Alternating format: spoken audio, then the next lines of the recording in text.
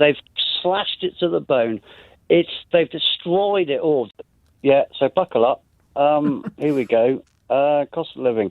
Yeah, so it's not just food. That's bad enough. But the elephant in the room is housing, of course. The cost of renting. And both Starmer and Sunak in their 5-point pledges. That's 10 pledges, 10 policy pledges. Housing isn't included.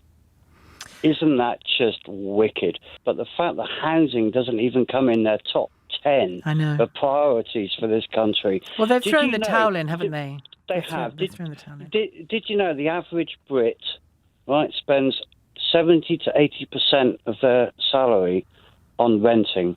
In Germany, it's 30 to 40%. Food, obviously, is a huge cost of living crisis. But it's been going on for years and years for many, many people.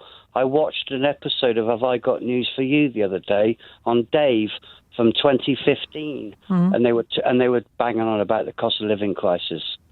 That was 8 years ago.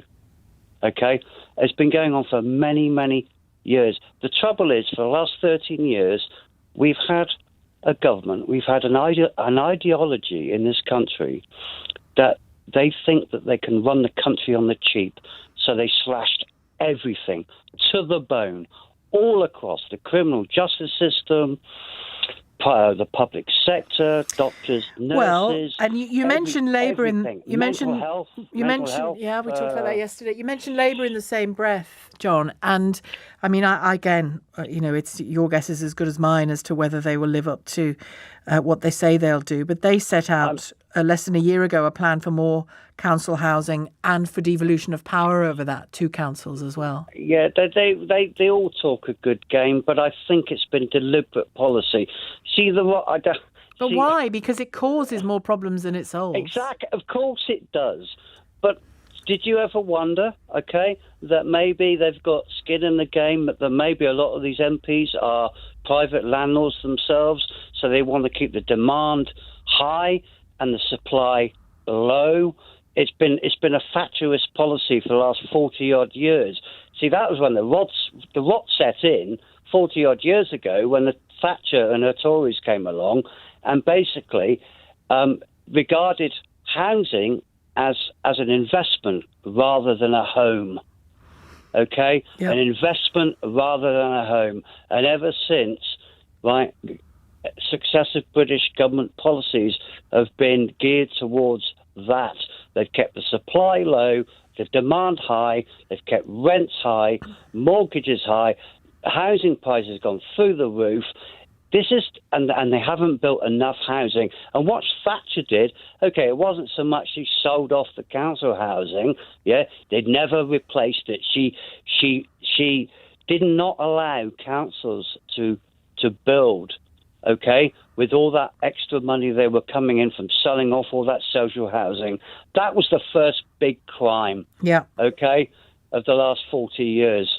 And now what we've seen in the last 13 years is these Tories trying to run a country on the cheap. And so mental health services, addiction services, NHS, you name it, teachers, whatever, police, they've slashed it to the bone. They've destroyed it all. They've broken the social contract, Sheila. The social contract is we all go to work, we pay our taxes, we invest into the country, and in return, they fund the public services and give us a country that we can all live in, we can all afford to live in.